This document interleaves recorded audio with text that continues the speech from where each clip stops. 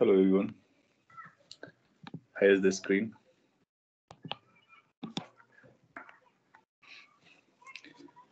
Okay, if the sound or screen proper, then we can go ahead and revise the magnetism जो बचा हुआ portion है.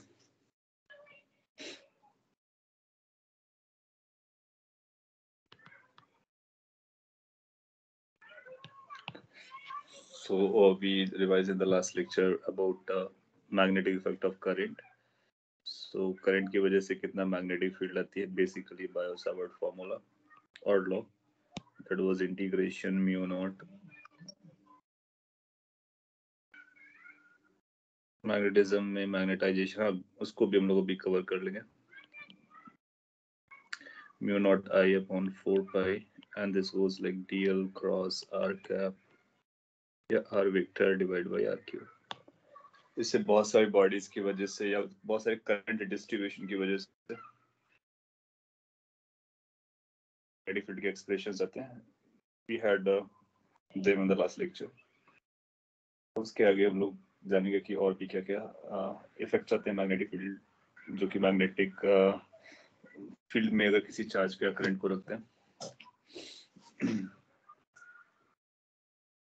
So next जो point रहेगा कि अगर कोई अपने पास चार्ज है, लेट्स से चार्ज क्यू है and it is moving with certain velocity v and in presence of some magnetic field b, that b can be into the screen, outward the screen, on the screen or anywhere. इसलिए उसका हम direction नहीं बनाया अभी. And अगर ऐसा situation है तो ये चार्ज पार्टिकल पर एक फोर्स एडिशनल लगता है because of magnetic field. So उसको मैग्नेटिक फोर्स बोल सकते हैं. And that's going to be q v cross b. Now v cross b is going to give us the direction of force if the charge q is positive. If charge q is negative, then the direction of force is going to be negative direction or opposite to the v cross b. v cross b कैसे calculate करते हैं? इस simple cross product. इस पर अगर हम लोग magnitude की बात करें तो फोर्स का जो मैग्नीट्यूड आएगा उसमें हम q पर भी मॉड लगाएंगे क्योंकि q भी नेगेटिव हो सकता है. और v आएगा, b आएगा इनटू sin थीटा आएगा. जहाँ पर साइन थीटा वी और बी के बीच का एंगल रहेगा. देन वी नो कि अलग अलग थीटास के लिए क्या क्या रहता है. So if theta is let's say 0, V और बी पैरेलल है और may be pi anti parallel है, उस केस में आप पाओगे कि ये जो फोर्स है वो 0 हो जाएगा. तो पाथ क्या बनेगा पार्टिकल का? So the particle will be moving in this straight line path. तो आगे मतलब जिस डायरेक्शन में वेलोसिटी होगी उसी डायरेक्शन में वो चलता रहेगा क्योंकि फोर्स हमारा 0 हो जा रहा है. So this is going to say force equal to 0. So Q particle will be moving on a straight line. Generally वो पूछता है कि कौन से पाथ पे जाएगा, तो हम बोलेंगे स्ट्रेट लाइन पे जाएगा. क्यों जाएगा? क्योंकि फोर्स मैग्नेटिक फील्ड का 0 हो गया. एज्यूमिंग कि और कोई फोर्स नहीं लग रहा था क्योंकि गिवन नहीं है, तो ये स्ट्रेट लाइन पे चल जाएगा. देन यू से कि अगर थीटा की वैल्यू 90 डिग्री हो गई π/2, जैसे कि b इनटू द स्क्रीन हो गया, देन वी विल नो कि ये काफी इंपॉर्टेंट मोशन करता है जिसको हम लोग यूनिफॉर्म सर्कुलर मोशन कहते हैं. So motion is going to be uniform circular motion. और जो फोर्स रहेगा, force is always perpendicular to the velocity. यहाँ से देख रहा है force is always perpendicular to the magnetic field. तो ये जो फोर्स है हमेशा वेलोसिटी के परपेंडिकुलर रहता है. तो इस केस में आप पाओगे कि ये इस तरह से जा रहा होगा और इधर फोर्स एक्ट करेगा, इधर इसकी वेलोसिटी होगी और सर्कुलर पाथ पे चलेगा. देन यू नो कि सर्कल पे जाने के लिए उसकी रेडियस कितनी होती है. So that formula is also important, mv upon qb. whatever the charge is, if it is capital then we will write it capital. अगर ये रेडियस आ गया, radius on which of the circle on which it moves, it's a uniform, that means speed will not change. तो force लग रहा है इसके बावजूद भी आप पाओगे स्पीड चेंज नहीं होता है. और फोर्स की वैल्यू कितनी आती है? The value of force is qvb by magnitude. क्योंकि थीटा की वैल्यू 90 डिग्री है, sin theta is going to be 1. Time period of revolution, that's also important, 2 pi m upon qb. There you will find कि जो time period of revolution होता है वो इस बात पे डिपेंड नहीं करता कि उसकी स्पीड क्या है और ना ही रेडियस पे डिपेंड करता है. सो r/v का जो वैल्यू होता है वो यहाँ पर आ चुका है. कई बार ऐसा बोलते हैं कि एक हाई स्पीड से जा रहा था, एक कम स्पीड से जा रहा था, टाइम पीरियड पे क्या फर्क पड़ेगा? Then you can think of ये इसका रेसिप्रोकल कर देंगे तो उसकी फ्रीक्वेंसी आ जाएगी, सो दैट्स कॉल्ड फ्रीक्वेंसी, वो भी पता कर सकते हैं। ये थीटा 90 डिग्री के लिए हो गया, वो 0 के लिए हो गया। इसके अलावा अगर थीटा की वैल्यू 0 90 के अलावा है, that means it is greater than 0 may be less than 90 degree,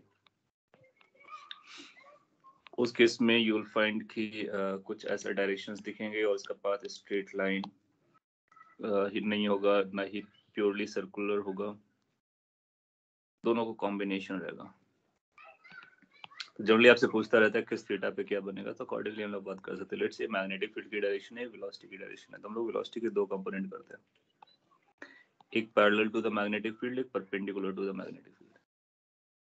और ये जो पैरेलल कंपोनेंट होगा उस पर मैग्नेटिक फील्ड की वजह से कोई फोर्स नहीं लगेगा, क्योंकि वो इस केस के बारे में बात कर रहा होगा।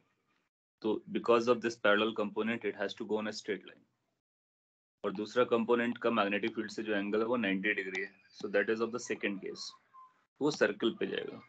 तो सर्कल में या तो अंदर स्क्रीन के जा रहा होगा या स्क्रीन के बाहर से आ रहा होगा, कहीं ना कहीं सर्कल बनाएगा। तो it's combination of circle as well as straight line. तो सर्कल और स्ट्रेट लाइन एक साथ बनाओगे तो इस तरह से सर्कल बनाता हुआ आगे जाएगा, जिसको हम हेलिक्स कहते हैं। सो वी विल से कि path is going to be helix और हेलिकल। बाकी टाइम पीरियड कैसे कैलकुलेट करना होता है, देन यू नो कि टाइम पीरियड अगर अपने को कैलकुलेट करना होगा, यही फॉर्मूला आएगा, नो चेंज। रेडियस निकालनी होगी, radius of the circle of that helical path, so हम लोग लिखेंगे एम वी, वी का वो कंपोनेंट जो परपेंडिकुलर रहता है, दैट मींस यहाँ पर साइन थीटा आएगा, डिवाइड बाय क्यू बी। और अब से एक नया टर्म यहाँ पे आपने पढ़ा था, पिच, दैट मींस एक कंप्लीट राउंड में ये आगे कितना ट्रैवल कर जाएगा। सो एक कंप्लीट राउंड में कितना टाइम लगता है, so that time is T. किस वेलोसिटी से चलेगा आगे, पैरेलल वेलोसिटी से, दोनों को मल्टीप्लाई कर देते हैं। t is 2 pi m divide by qb, और v पैरेलल का मतलब हुआ v cos theta. So either of the three paths it can follow straight line, uniform circular motion और helical। एग्जाम्पल ये काफी इंपॉर्टेंट है, तीनों में से कोई भी एक केस आपको दिया जा सकता है। हाउ टू आइडेंटिफाई, v और b के बीच का एंगल पहले आइडेंटिफाई करोगे, अकॉर्डिंगली यू विल क्लेम कि कौन सा पाथ फॉलो करने वाला है। फिर आपसे बोलेगा कि इस फोर्स के बारे में, इस फोर्स से कितना पावर डिलीवर्ड होता है, कितना एनर्जी वेस्ट होता है, या फिर कितना वर्क डन आता है।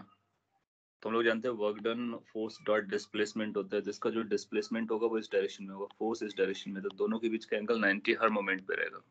So work done by magnetic force on this moving charge is going to be zero, always zero, because velocity and force they are perpendicular, hence power delivery is also zero। तो मैं यहाँ पे लिख देता हूँ उस पॉइंट को। Since हम लोग जानते हैं कि f की वैल्यू होती है q v क्रॉस b, इसलिए इसका जो वर्क डन आएगा, hence work done is going to be f dot dr, the direction of dr is in the direction of velocity, then you'll find कि दोनों perpendicular आएंगे और ये बनेगा force displacement into cos 90, cos 90 will make everything zero। so और वैसे भी हम लोग जानते हैं कि ये जो फोर्स है ना, अगर इस तरह से होगा तो टूवर्ड द सेंटर है, रेडियल फोर्स है, रेडियल फोर्स का वर्क डन जीरो रहता है। फिर आपसे पूछेगा पावर कितना प्रोड्यूस करने वाला है, जनरली इक्वेशन पूछता है, अपना आंसर जीरो रहेगा, फोर्स डॉट वेलोसिटी। जब आप इस फोर्स का एक्सप्रेशन रखोगे और वेलोसिटी को, तो आपको पता चलेगा ये स्केलर ट्रिपल प्रोडक्ट है। और हम लोगों ने बात की थी स्केलर ट्रिपल प्रोडक्ट में अगर कोई दो वेक्टर सेम आ जाते हैं तो उसका वैल्यू जीरो हो जाता है, जीरो हो जाता है, so it does not deliver any power. So इसके मोशंस कैसे हो रहे होते हैं, और ये फोर्स करता क्या है, ये फोर्स केवल और केवल डायरेक्शन बदलता है, डायरेक्शन ऑफ मोशन चेंज करता है, स्पीड वही रहती है, इसीलिए इसका नाम है uniform circular motion. Apart from this force, हम लोग किसी करंट कैरिंग वायर पे लगने वाले फोर्स के बारे में बात कर सकते हैं। सो उसका एक फॉर्मूला रहता है dF is equal to I dl cross b। What that means, let me explain. ऐसा बोलेगा कि ये एक वायर है, या कोई भी अपने को एक वायर दिया गया जिसपे करंट जा रहा है, लेट्स से करंट जा रहा है, और यहाँ पर कोई मैग्नेटिक फील्ड लगा रखी है। So if there's a magnetic field, there's a current carrying wire, so this wire is going to experience some force। तो ये चलना स्टार्ट कर सकता है रोटेट करना या जो भी इसके साथ होना है, फोर्स लगेगा तो इसमें डायनेमिज्म आने के चांसेस। तो आप क्या करते हो कि किसी भी पॉइंट पर जाकर के एक जनरल लोकेशन पे एक डीएल का एलिमेंट लेते हो करंट की डायरेक्शन में, जिसको आई से मल्टीप्लाई करेंगे तो करंट एलिमेंट बोलता है। और देन आफ्टर हम इस फॉर्मूले को यूज करते हैं, तो ये फॉर्मूला आपको उस एलिमेंट पर लगने वाले फोर्स के बारे में बताता है। क्या क्या रिक्वायर है? करंट जो कि अपने को पता रहा होगा, डीएल जो कि लोकेशन बेस्ड होगा, B that has to be given. अगर बी नहीं होगा तो फोर्स नहीं लगेगा ऑफ कोर्स, तो एक्सटर्नल मैग्नेटिक फील्ड का होना जरूरी है ना। अगर इस एलिमेंट पर हम लोग वॉच करते हैं तो ये फोर्स किस डायरेक्शन में लगेगा और कितना लगेगा। सो लेट्स से ये डीएल आपका यहाँ पे लिखा हुआ है। सो यू विल फाइंड कि अब आई पॉजिटिव रहता है, डीएल की डायरेक्शन यहाँ से दिख रही है, बी की डायरेक्शन ऐसा दिखाया गया, तो डीएल क्रॉस बी करोगे राइट हैंड रूल से, देन यू विल फाइंड कि एक डीएल के परपेंडिकुलर फोर्स आने वाला है। So this will be the force at this element. और यहाँ से भी कुछ काफी कुछ क्लियर है आपको कि ये जो फोर्स होगा that will be perpendicular to DL always, perpendicular to magnetic field always. So जो वायर होगा ना, वायर के परपेंडिकुलर लगेगा, ये गारंटीड है हर लोकेशन पे। जैसे आपसे यहाँ पे कोई पूछता है तो यहाँ पर भी परपेंडिकुलर जाएगा। आउट ऑफ परपेंडिकुलर कौन सा डायरेक्शन में आएगा, क्रॉस प्रोडक्ट से देखोगे तो ये ऊपर की तरफ आ जाएगा। तो हर एक एलिमेंट पर अलग अलग अमाउंट का फोर्स लग रहा होगा, और उसको अगर हमको टोटल कैलकुलेट करना, then what we can do, we can add them up. तो बोलेंगे net force is going to be equal to integration DF. Keep in mind कि हम वेक्टर वाइज ऐड करेंगे, मैग्नीट्यूड वाइज नहीं, क्योंकि ये वेक्टर क्वांटिटीज हैं। तो बोलोगे it's going to be I D L cross B. Generally क्या मोस्टली आप पाओगे कि ये जो आई की वैल्यू रहेगी वो कांस्टेंट रहेगी। जिस वायर में आप बात कर रहे होगे सेम करंट जाती है, इसको बाहर निकाल लोगे, ये बनेगा डीएल क्रॉस बी। क्रॉस जो इंटीग्रेशन है वो डीएल क्रॉस बी पे लगेगा। ऐसे डीएल पोजीशन पर डिपेंड कर रहा है, और बी की वैल्यू कांस्टेंट यूनिफॉर्म भी हो सकती है, नॉन यूनिफॉर्म भी हो सकती है। अगर यूनिफॉर्म हुआ दैट मींस हर लोकेशन पे बी बराबर रहेगा। तो if B is same at all location, जिसको हम यूनिफॉर्म बोलते हैं। यूनिफॉर्म और कांस्टेंट में डिफरेंस होता है। Uniform is related to the distance, constant is related to the time. So ये बी टाइम के साथ वेरी करेगा, कोई फर्क नहीं पड़ता, लेकिन अगर ये लोकेशन वाइज सेम होगा, यूनिफॉर्म होगा, तो हम बी को बाहर निकाल सकते हैं। सो यहाँ पर लिख सकते हैं इफ, मोस्टली अपने को यही देने वाला है, B is uniform, then the force turn out to be equal to I integration dl। इसको अलग कर सकते हो, क्रॉस भी कर सकते हो। जब हम डीएल्स का इंटीग्रेशन करेंगे तो ये लाइक बहुत सारे वेक्टर्स का सम है, तो उसका इनिशियल और फाइनल ज्वाइन करने से पता चल जाएगा। तो इसको हम लोग ऐसा लिख लेते हैं, F is equal to I L cross B. अब ये जो कैपिटल एल बन करके आया है, ये अपने को पोजीशन वेक्टर होगा जो कि इनिशियल पॉइंट से फाइनल पॉइंट को ज्वाइन करने से बनता है। जैसे कि अगर हम दूसरे एग्जांपल में ये वायर बनाते हैं और मैग्नेटिक फील्ड यहाँ पर है, और इस पर अपने को फोर्स निकालना है, देन विल फाइंड कि एल लगेगा, तो एल इनिशियल पॉइंट को फाइनल पॉइंट से ज्वाइन करा देंगे। वायर का शेप कैसा है, साइज कैसा है, वो अपने लिए मैटर नहीं करने वाला है। अपने लिए बस ये मैटर करेगा इनिशियल पॉइंट कौन सा था, फाइनल पॉइंट कौन सा था। अब ये एल आ गया अपने पास, आई जो कि करंट इस पे दिया जाएगा वो पता कर लेंगे, बी आउटवर्ड दिया गया होगा, या फिर जो भी आउटसाइड दिया गया होगा उसको पता कर लेंगे। Then after I cross I into L cross B लगाना है, तो यहाँ पे एल क्रॉस बी लगाओगे तो अपने को एक फोर्स की डायरेक्शन मिल जाएगी, और वो एल के परपेंडिकुलर आएगा, बी के परपेंडिकुलर आएगा, इस डायरेक्शन में जाएगा। So if you see carefully then you'll find कि इस वायर पर इस डायरेक्शन में फोर्स लग रहा होगा, और ये डायरेक्शन कौन सी है, ये डायरेक्शन वो है जो कि इस एल के परपेंडिकुलर जा रही है। To identify it you can extend and you can sure कि 90 डिग्री पर। आपसे ऐसा क्वेश्चन पूछ सकता है कि ये वायर किस तरफ ट्रेवल करना स्टार्ट करेगा, एक्स एक्सिस में, वाई एक्सिस में, प्लस में, माइनस में, ऑल दैट, या फिर किसी एंगल पर। तो आप बोलोगे जो एल बनाया गया है उसके परपेंडिकुलर डायरेक्शन में और राइट हैंड रूल को क्रॉस करने के बाद। सो इस पर बेस कई बार एग्जाम में क्वेश्चन आ भी चुका है, और वो वायर अपने को देगा और हम लोग इनिशियल और फाइनल को यूज करके बता देंगे, बट मेक श्योर ऐसा तभी जब भी कैसा हो, यूनिफॉर्म, अदरवाइज अपने को ये यूज करना है। इसका पॉपुलर एग्जांपल जिसको हम लोग एज ए स्टैंडर्ड याद रखते हैं कि लेट्स अपने पास एक ये वायर है,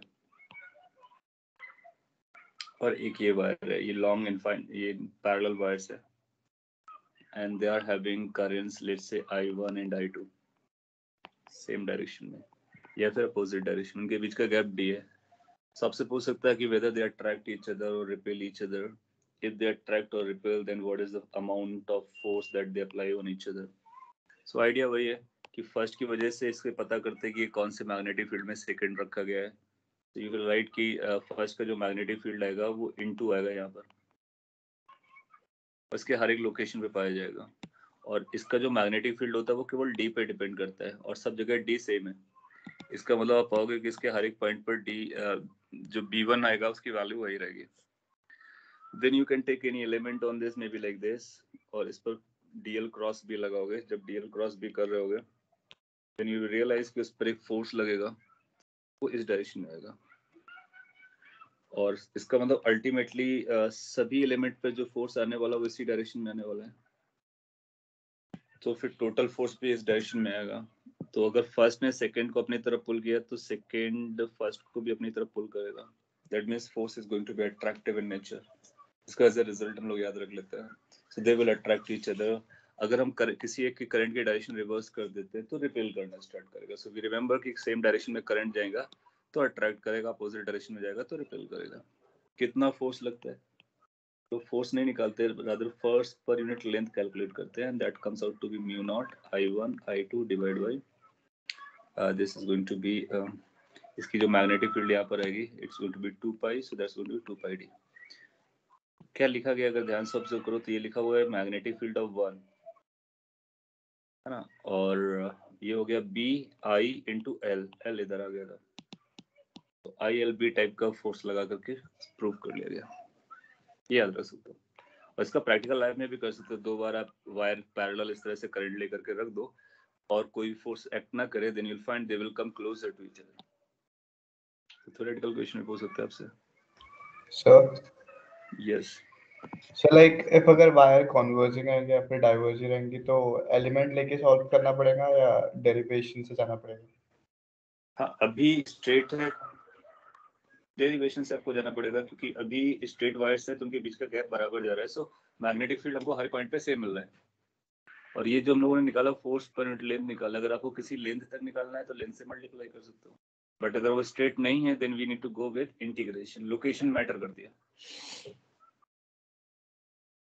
yes so apart from QV cross B, दूसरा जो इम्पोर्टेंट फॉर्मूला था दिस IL क्रॉस B या फिर IDL क्रॉस B, तो फाइनली इस फॉर्म में लिखा। काफी इंपॉर्टेंट है और इन दोनों में से कोई ना कोई फॉर्मूला अपने को दिख सकता है एग्जाम में या उस पर बेस्ड क्वेश्चन।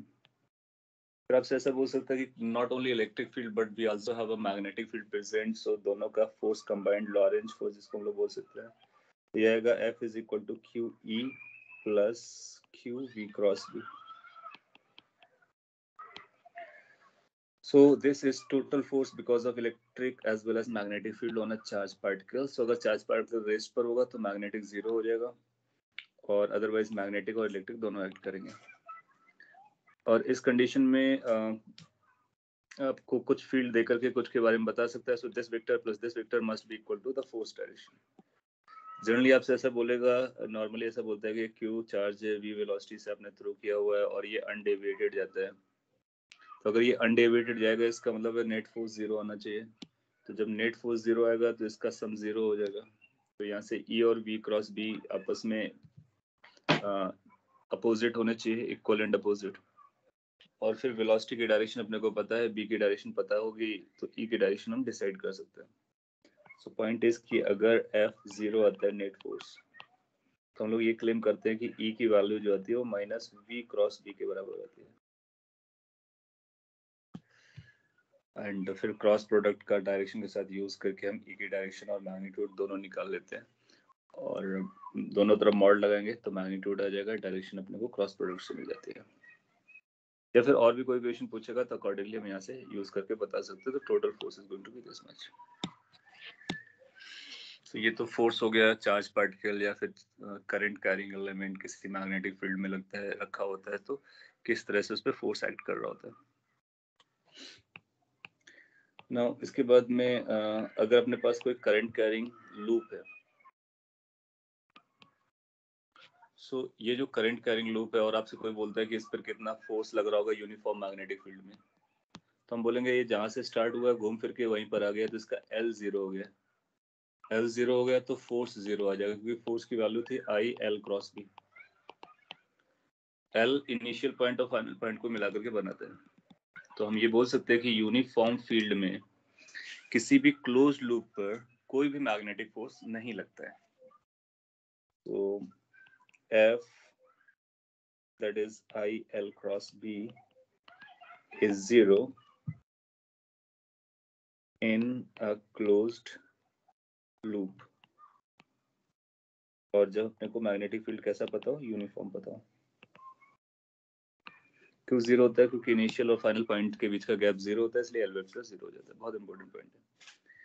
और ये जो लूप है इस पर टोटल फोर्स 0 आएगा, लेकिन ये लूप में हर एक पॉइंट पे फोर्स एक्ट कर रहा होगा, रिजल्टेंट फोर्स 0 हुआ है, but not at all points. तो आपसे ये पूछ सकता है कि ये जो लूप है स्ट्रेच होना चाहिए या कंप्रेस होना चाहिए, या फिर जैसा है वैसे ही रहेगा, या ट्रैवल करेगा, रोटेट करेगा, बहुत सारे क्वेश्चंस बना सकते हैं। तो सिंस फोर्स हमारा 0 आ गया तो ये ट्रैवल नहीं करेगी, that means it will not have any acceleration, hence it will not have any velocity. जहां तक इस बात का सवाल है कि क्या ये एक्सपेंड करेगा या कॉन्ट्रैक्ट करेगा, तो आप कहीं भी एक डीएल पकड़ लो, जैसे यहाँ पर हम लोग डीएल लेते हैं, ये डीएल हो गया और ये बी है, तो यहाँ पर जो फोर्स लगेगा उसका डायरेक्शन डिटरमाइन कर सकते हैं, आई डीएल क्रॉस बी। जब आप डीएल क्रॉस बी करोगे सो यूल फाइंड कि डीएल क्रॉस बी से एक फोर्स इधर लगता हुआ नजर आएगा अपने को, डीएफ। डीएल हमारा इधर है, बी से क्रॉस किया जा रहा है, डीएल में राइट हैंड के फिंगर्स को रखेंगे, बी की तरफ कर्ल करेंगे, थंब बताएगा। इसका मतलब ये एलिमेंट अंदर आना चाहेगा, हर एक एलिमेंट पर ऐसा परपेंडिकुलर अंदर की तरफ फोर्स लग रहे होंगे, बट क्या हो रहा होगा, उनका टोटल सम 0 हो जा रहा होगा। सिंस ऐसा फोर्सेस लग रहे हैं तो क्या इसका सेंटर ऑफ मास मूव कर रहा है? नो, क्योंकि centre of mass total force से मूव करता है, तो हम लोग क्लेम करेंगे कि इसका ACM 0 है, VCM 0 है अगर रखा हुआ था तो। लेकिन क्या ये एक्सपेंड करना चाहेगा या कॉन्ट्रैक्ट करना चाहेगा? तो आप बोल देख सकते हो कि ये कॉन्ट्रैक्ट करता हुआ नजर आ रहा है, अपना साइज को कम करेगा, keeping the centre of mass where it was at rest, लेकिन ये कॉन्ट्रैक्ट करेगा। अगर मैग्नेटिक फील्ड की डायरेक्शन में बदल दे तो ये फोर्स इधर लगेगा तो एक्सपैंड करना स्टार्ट कर देगा। क्या ये रोटेट करेगा? तो रोटेट के लिए हमको टॉर्क देखना होता है। सो टॉर्क देखने के लिए एक नया टर्म लोग डिफाइन कर लेते हैं, magnetic dipole moment. Magnetic dipole moment, हम लोग फोर्स से भी टॉर्क निकाल सकते हैं, but that's going to be too complicated, इसलिए एक नई क्वांटिटी डिफाइन करते हैं, मैग्नेटिक डाइपोल मोमेंट। जनरली इसको म्यू से लिख देते हैं, और वो किसी भी लूप के लिए होता है, जैसे ये लूप है इसके लिए भी लगेगा। So that is defined as basically I into A. अगर सिंगल टर्न है, n नंबर ऑफ टर्न्स हैं तो n से मल्टीप्लाई कर देते हैं। So that is I into A. I is the current, A is the loop area. और आपसे ऐसा बोल सकता है कि इसका लूप एरिया पे क्या फर्क पड़ेगा, तो अब सिंस ये कॉन्ट्रैक्ट कर रहा है, लूप एरिया कम हो जाएगा, तो क्या इसका डाइपोल मोमेंट कम हो जाएगा? बिल्कुल कम हो जाएगा। बट अगर अपने को डाइपोल मोमेंट निकालना है तो हम I इंटू ए किसी भी इंस्टेंट पे निकालेंगे, ए लूप का एरिया रहता है। How to get the direction using the right hand rule, और इसको हम लोगों ने सिंप्लीफाई ऐसे किया, अगर ये आपको एंटी क्लॉकवाइज जाता हुआ नजर आता है तो perpendicular to the plane outward, और अगर करंट अपने को क्लॉकवाइज नजर आता है then again perpendicular to the plane of the loop inwards. तो इस केस में आप देखोगे कि आउटवर्ड डायरेक्शन में अपने को डाइपोल मोमेंट मिल जाएगा। सो सिंपल केस ऐसा दे सकता है कि अपने पास एक कॉइल है, सिंगल कॉइल है, इस पे करंट आई जा रहा है, इसकी रेडियस लेट से आर है, तो बताइए इसका डाइपोल मोमेंट कितना रहा होगा? तो हम बोलेंगे इसका जो डाइपोल मोमेंट रहा होगा वो I into A that is pi R square के बराबर होगा। सो एरिया कौन सा लेना है? लूप एरिया लेना है। और डायरेक्शन क्या आएगी इसकी? So direction of dipole is going to be equal to the direction which is upward, that is k cap you can call it. और आप ऐसा ही बोल सकते हो कि अपवर्ड है तो डॉट बना करके इंसर्कल कर दोगे, या outside the plane of the screen बोल सकते हो। और अगर n नंबर ऑफ टर्न्स होते हैं तो हम इसको NIA लिख सकते हैं ना। अगर मैग्नेटिक डाइपोल मोमेंट अपने को पता है। एक तो क्वेश्चन ये आ सकता है कि मैग्नेटिक डाइपोल मोमेंट है क्या, इसको कैलकुलेट करो। तो हम सभी का मैग्नेटिक डाइपोल मोमेंट कैलकुलेट करेंगे और टोटल के लिए सबको वेक्टर सम कर देंगे। ऐसा हो सकता है कि सभी सेम डायरेक्शन में हो तो मैग्नीट्यूड ऐड अप हो जाएंगे, अलग अलग डायरेक्शंस में होंगे तो वेक्टर एडिशन करेंगे। और इसके बाद अगर आपसे ये पूछता है कि अगर एक डाइपोल को हमने बी के प्रेजेंस में रखा, बी यूनिफॉर्म है, तो क्या चलता है, तो क्या उस पर फोर्स लगता है? तो हम बोलेंगे नहीं, फोर्स जीरो है। अभी देखा, ये डाइपोल ही था, यूनिफॉर्म मैग्नेटिक फील्ड में फोर्स कितना आता है? जीरो। क्या उस पर टॉर्क लगता है? Yes, mu cross B. Electrostatic का फॉर्मूला जैसा आएगा, वहां पे पी क्रॉस ई हुआ करता था, डाइपोल क्रॉस इलेक्ट्रिक फील्ड, यहाँ पे डाइपोल क्रॉस मैग्नेटिक फील्ड। फिर पोटेंशियल एनर्जी कितना आता है? पोटेंशियल एनर्जी आता है माइनस म्यू डॉट बी। ये सारे डेरिवेशंस हम लोगों ने किए, अभी अपने को याद रखना है। सो these are the formulas about force, torque and potential energy stored in case of magnetic dipole in presence of magnetic field. और ये जो डाइपोल पर टॉर्क लग रहा है ना, ये क्या करता है? ये टॉर्क का पर्पस होता है कि डाइपोल को फील्ड की डायरेक्शन में अलाइन करना, रीओरिएंट करना। अगर फील्ड आपका इधर है, डाइपोल इधर था, vector wise. So let's say that's B, that's mu, और ये उनके बीच का एंगल थीटा है। तो टॉर्क म्यू को बी की डायरेक्शन में लेके आने की कोशिश करता है। अब यहाँ से क्रॉस प्रोडक्ट से देखोगे तब भी वही आएगा। So what the magnetic field tries to do, reorient that this dipole in the direction of field itself. तभी जब डाइपोल फील्ड की डायरेक्शन में आता है तो हम बोलते हैं वो स्टेबल है, और किसी डायरेक्शन में जाता है तो फिर स्टेबल नहीं रहता है, और इसके जब अपोजिट जाता है तो अनस्टेबल इक्विलिब्रियम बनाता है। क्योंकि इक्विलिब्रियम के लिए फोर्स का जीरो होना और टॉर्क का जीरो होना दोनों होना जरूरी होता है। फोर्स तो जीरो रहेगा, टॉर्क कब जीरो होगा? जब इनके बीच का एंगल आइदर जीरो और 180 हो जाएगा। तो zero stable equilibrium, 180 unstable equilibrium. उसको हम यहाँ से एनर्जी से कंपेयर करके बता देते हैं। अनस्टेबल केस में आप पाते हो पोटेंशियल एनर्जी मैक्स होती है तो वो म्यू बी के बराबर आएगी, और स्टेबल में लीस्ट होती है तो माइनस म्यू बी के बराबर आएगी। Just like electrostatic, this formulas go. So ये मैग्नेटिक डाइपोल मोमेंट और इसका जो कनेक्शन, उस पर लगने वाले forces, torque and potential energy, highly probable है क्वेश्चंस एग्जाम में, तो अपने को याद रखना। आई वुड सजेस्ट कि कुछ और भी याद रख सकते हो, जैसे कि हम लोगों ने कुछ एग्जांपल किए थे कि अगर स्फीयर है चार्ज्ड, उसको रोटेट कराते हो तो उसका डाइपोल मोमेंट कितना बनता है, क्योंकि ऐसे बहुत सारे रिंग्स बनता है, उसको इंटीग्रेट किया होगा। फिर एक डिस्क लिया होगा, डिस्क को रोटेट कराते हैं, क्यू अमाउंट की चार्ज थी तो उस पर ऐसे रिंग्स बने थे, उसका डाइपोल का क्या फॉर्मूला आता है। They may be direct questions in the examination. Then after Ampere's law वगैरह हम लोग पढ़ चुके हैं, तो मैग्नेटिक इफेक्ट ऑफ करंट में मोस्टली हम लोग इन्हीं के बारे में बात करते हैं। फील्ड कैसे कैलकुलेट करना होता है, फिर फील्ड की प्रेजेंस में चार्ज और करंट कैसे बिहेव कर रहा होता है, करंट कैरिंग लूप कैसे बिहेव कर रही होती है, इन सारे पॉइंट्स को। उसके बाद जो दूसरा पार्ट आता है इसका, परमानेंट या फिर बार मैग्नेट और properties of material, magnetic properties, इनके बारे में बात कर लेते हैं। परमानेंट मैग्नेट और बार मैग्नेट, इसमें भी जो काम का इंपॉर्टेंट पॉइंट्स है उसको मैं रिवाइज करा देता हूँ, और काफी कुछ थ्योरेटिकल है। सो एनसे I have suggested earlier, और जो हम लोगों ने पढ़ा है, नोट्स बनाए, वो भी आपके लिए इम्पोर्टेंट है। सो बार मैग्नेट या परमानेंट मैग्नेट, परमानेंट से क्लियर होता है कि उसके पास मैग्नेटिक प्रॉपर्टी हमेशा के लिए रहती है, that means they don't disappear. और बार बोलेगा तो एक बार जैसा होता है, तो अपने इस तरह से बार मैग्नेट्स देखे होंगे या मैग्नेट्स देखे होंगे। सो मैग्नेट्स में डाइपोल्स होते हैं, जैसे अभी हम लोगों ने ये डाइपोल पढ़ा ना, ये मैग्नेटिक डाइपोल, बस इसी से लिंकेजेस आने वाले। इसका दो पोल्स होते हैं, एक नॉर्थ पोल, एक साउथ पोल, और अगर इसको कभी कट करते हो ना तो यहाँ पर साउथ आएगा, यहाँ पर नॉर्थ आएगा। एक सिंगल पोल कभी नहीं मिलता है आपको। सो मैग्नेट्स में सिंगल पोल नहीं मिलता है, they are always in form of dipoles. So इसका अपना मैग्नेटिक फील्ड लाइंस होती हैं। तो अगर मैग्नेटिक फील्ड लाइंस इनकी कभी ड्रॉ करते हैं तो कुछ ऐसे दिखते हैं कि यहाँ से फील्ड लाइन बाहर जाता हुआ नजर आता है, यहाँ से फील्ड लाइन अंदर आता हुआ नजर आता है। Apart from them you will find कि ये इधर फील्ड लाइन दिखाएगा ऐसा, यहाँ से एंटर करता हुआ नजर आएगा। और इनसाइड में क्या होता है, ये फील्ड लाइन आगे बढ़ता चला जाता है। कि फील्ड लाइंस की प्रॉपर्टीज होती हैं, they are always continuous, non terminating in nature, close loop.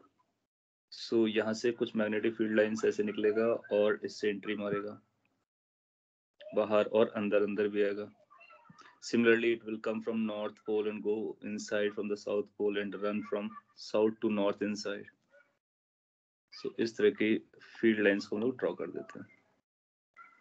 इन पर बेस्ड क्वेश्चंस भी पूछे जा सकते हैं कि कैसा फील्ड लाइन दिखता है, इनसाइड किधर जाता है, नॉर्थ पोल से साउथ पोल के जाता है, साउथ से नॉर्थ की तरफ जाता है, आउटसाइड कैसा जाता है। तो अलग है, आउटसाइड आप देखोगे तो नॉर्थ से साउथ जाता हुआ नजर आता है, और जबकि इनसाइड में देखोगे तो साउथ से नॉर्थ जाता हुआ नजर आता है, क्योंकि ये कंटिन्यूअस होते हैं। कुछ प्रॉपर्टीज भी पड़ी थी मैग्नेटिक फील्ड लाइंस की, अगर मैं क्विकली रिवाइज कराऊं तो इनकी इंपॉर्टेंट प्रॉपर्टीज में था कि वो ऑलवेज क्लोज लूप के फॉर्म में होते हैं, टर्मिनेटिंग नहीं होते हैं, कंटिन्यूअस होते हैं।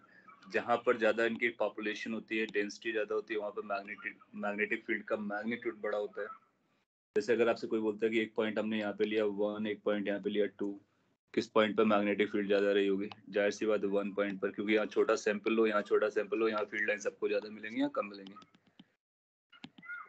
और किसी भी पॉइंट पर हम टेंजेंट ड्रॉ करके बता देते हैं। जैसे बार मैग्नेट है, कोई कहता है इस पॉइंट पर बताइए मैग्नेटिक फील्ड की डायरेक्शन क्या है, तो हम यहाँ पे टेंजेंट बनाएंगे और ये मैग्नेटिक फील्ड की डायरेक्शन मिल जाएगी। इस पॉइंट पर देखोगे तो इधर आ जाएगी, इस पॉइंट पर देखोगे तो इधर आ जाएगी, इस पॉइंट पर चेक करोगे यहाँ पर आएगी, इस पॉइंट पर चेक करोगे यहाँ पर आएगी। So at any point we can draw the tangent and find the direction of magnetic. Very similar properties as we had for electrostatics, but काफी डिफरेंस होता है। तो डिफरेंस क्या होता है कि वो वो टर्मिनेटिंग होते हैं, ये क्लोज लूप के फॉर्म में होते हैं, ऑलवेज क्लोज लूप के फॉर्म में होते हैं। अच्छा, बार मैग्नेट को स्टडी करने के लिए क्या करना होता है, फिर इसको हम लोग डाइपोल जैसा ट्रीट कर लेते हैं। दैट मींस वी कंसीडर कि ये जो प्लस वाला है, यहाँ पर कुछ प्लस मैग्नेटिक चार्ज है और यहाँ पर कुछ निगेटिव मैग्नेटिक चार्ज है। तो south pole is equivalent minus M, north pole is equivalent plus M. तो ये जो प्लस एम है ये हाइपोथेटिकल चार्ज माना गया है। जैसे इलेक्ट्रिक चार्ज होता है उसी तरह से मैग्नेटिक चार्ज। इनके बीच का जो गैप होता है उसको अगर हम एल से लिखें तो हम लोग जानते हैं इलेक्ट्रोस्टैटिक में जो डाइपोल लिखा जाता है वो चार्ज और लेंथ को मिलाकर के लिखते हैं। यहाँ पर भी हम लोग मैग्नेटिक डाइपोल डिफाइन कर देते हैं, मैग्नेटिक डाइपोल मोमेंट। अभी तक उसको हम लोग म्यू से लिख रहे थे, बार केस में, परमानेंट केस में इसको कैपिटल एम से लिखते हैं और ये स्मॉल एम इंटू एल के बराबर हो जाता है। नो, यहाँ पर ये अगर बार मैग्नेट होगा तो जो बाउंड्री से बाउंड्रीज के बीच का गैप होगा ना, उसको ज्योमेट्रिक लेंथ बोलते हैं, और जो पोल से पोल के बीच का गैप होगा उसको मैग्नेटिक लेंथ बोलते हैं। दोनों लेंथ अलग अलग होते हैं और मैग्नेटिक लेंथ छोटा होता है ऑफ कोर्स, कि पोल्स इनसाइड होते हैं, not at the corner but a bit inside. दोनों का रेशियो अगर कभी देखा जाए तो ये मैग्नेटिक लेंथ और ज्योमेट्रिक लेंथ का रेशियो जो है 0.84 होता है। तो अगर आपको बार की लेंथ पता हो तो 0.84 से मल्टीप्लाई करके हम स्मॉल एल निकाल सकते हैं और इसी एल को यूज करते हैं डाइपोल मोमेंट में। तो एक बार ये 0.84 होता है या 0.87 होता है? वो नॉर्मली आपको देगा, और नहीं देगा तो हम इसको 0.84 यूज करते हैं। इट्स लाइक एक्सपेरिमेंटली उसको आइडेंटिफाई किया गया है और आपको एग्जाम में वो दे देगा, अदरवाइज आप 0.84 यूज करेंगे। हो सकता है कोई टेक्स्ट बुक कोई दूसरा नंबर देता हो, बट जो मोस्ट एक्सेप्टेबल है वो हम लोग इसको यूज करते हैं 0.84 को। एक बार अपने को डाइपोल मिल गया तो एक बार मैग्नेट के बारे में पता चल गया, दूसरा बार मैग्नेट आएगा या कुछ और आएगा तो उसको हम लोग रिलेट कर सकते हैं इस कॉन्सेप्ट से कि फोर्स कितना लगेगा, डाइपोल मोमेंट होता है तो टॉर्क कितना आता है, पोटेंशियल कितना आता है, एनर्जी, उसके बारे में। उससे पहले हम लोग ये भी बात कर सकते हैं कि अगर ये डाइपोल मोमेंट का काम कर रहा है तो ये करंट कैरिंग लूप के पैरेलल होना चाहिए, आई मीन लाइक सिमिलर होना चाहिए। सो अगर अपने पास एक करंट कैरिंग लूप है, मे बी लाइक दिस आई, और लेट्स से इसका इनसाइड वाला पार्ट है जो डॉटेड है, तो इसका अपना एक म्यू होगा dipole moment, and that's going to be I into A. अगर हम केवल मैग्नीट्यूड लिखें तो एरो को हटा सकते हैं। और इसकी डायरेक्शन किधर आएगी? एज पर द रूल इसकी डायरेक्शन राइट हैंड रूल इधर आने वाली है। This is going to be equivalent to a bar magnet. ये जो कोरिलेशन है ये हमारे लिए काफी यूजफुल रहता है, और कभी भी हम बार मैग्नेट को कॉइल से रिप्लेस कर सकते हैं, कॉइल को बार मैग्नेट से रिप्लेस कर सकते हैं, और जो भी हमारे लिए इजी लगेगा उसको हम परफॉर्म कर लेंगे। इसकी डायरेक्शन इधर आनी चाहिए। I am just trying to say कि ये दोनों एक ही कहानी है। तो नॉर्थ हमारा इधर आएगा और साउथ इधर आएगा, कि साउथ से नॉर्थ की तरफ हम एम लिखते हैं। तो ये जो एम और म्यू है दोनों आपस में बराबर होते हैं। एम का मतलब हुआ हमारे लिए small M into L. If we equate the two mu and M, then you will find कि आई ए की जो वैल्यू है स्मॉल एम इंटू एल के बराबर आती है। तो जो मैग्नेटिक चार्ज है जो हाइपोथेटिकली एज्यूम किया गया था, उसका एक फॉर्मूला भी निकल के आ जाता है। जनरली आपसे फॉर्मूले के बारे में नहीं पूछेगा, बट ये जरूर पूछ सकता है कि लेट्स से कि मैग्नेटिक चार्ज का डायमेंशन क्या होता है। ये जो मैग्नेटिक चार्ज है इसका डायमेंशन आएगा आई का डायमेंशन, ए का डायमेंशन, एल का डायमेंशन। आई फॉर एम्पियर और ये मीटर स्क्वायर बाई मीटर, तो एम्पियर मीटर के बराबर आ जाएगा। फिर उसका यूनिट पूछ सकता है या फिर डायमेंशनल फॉर्मूला भी निकलवा सकता है, तो हम निकाल सकते हैं। और वैल्यू पूछेगा तो फिर जरूर लिंक कर सकते हैं। Now, by this correlation we can answer n type of questions, like कि अगर क्योंकि हमको पता होता है कि बार मैग्नेट के नॉर्थ साउथ पोल्स में कैसा इंटरेक्शन चल रहा होता है। तो जैसे कि अगर अपने को ऐसा कोई क्वेश्चन बोलता है कि अपने पास दो कॉइल्स हैं, मे बी वन दिस, इसी के पैरेलल एक दूसरा रखा हुआ है, और लेट्स से कि ये इसके इनसाइड वाला पार्ट्स है और ये भी इसके इनसाइड वाला पोर्शन है, और somebody says कि इस पे करंट ऐसा जा रहा है I1 और इस पे करंट ऐसा जा रहा है I2. So what happens to them? That means whether they are going to attract each other, repel each other, किस तरह का तो नेचर ऑफ इंटरेक्शन आपको पता ना होगा। So अपने को नेचर ऑफ इंटरेक्शन बताना है, तो हो सकता है कि अपने को इसकी वजह से यहाँ पे मैग्नेटिक फील्ड निकालना टफ जाए, और मैग्नेटिक फील्ड के बाद आई एल क्रॉस बी निकालना टफ जाए। तो हम लोग क्या कर सकते हैं, इमीडिएटली इनको बार मैग्नेट में रिप्लेस कर सकते हैं कि this is nothing but a bar magnet, this is nothing but a bar magnet. North south identify कर लेंगे। इसकी जो मैग्नेटिक फील्ड जा रही है, डाइपोल मोमेंट जाएगा वो इस डायरेक्शन में जाएगा, डाइपोल मोमेंट। तो अगर इस डायरेक्शन में जाएगा इसका मतलब इसका ये नॉर्थ बनेगा, ये साउथ बनेगा। इसके बारे में बात करो, इसका जो डाइपोल मोमेंट है वो इस डायरेक्शन में जा रहा है, इसका मतलब इसका north here, south is there. और अब आप देख सकते हो कि अगर ये बार मैग्नेट रहा होता है तो ये पास पास कौन से पोल आ रहे हैं, आइडेंटिकल आ रहे हैं, लाइक चार्जेस आ रहे हैं, माइनस माइनस। तो लाइक चार्जेस रिपेल करते हैं, साउथ साउथ आपस में रिपेल करता है। हालांकि यहाँ पे साउथ और नॉर्थ का भी अट्रैक्शन चल रहा होगा, लेकिन डोमिनेशन कौन होता है, डिस्टेंस मैटर करती है। तो जो पास वाला होता है वो मैटर करता है सबसे ज्यादा। तो आप बोलोगे ये रिपेल करने वाला है, so answer will be they will be repelling each other.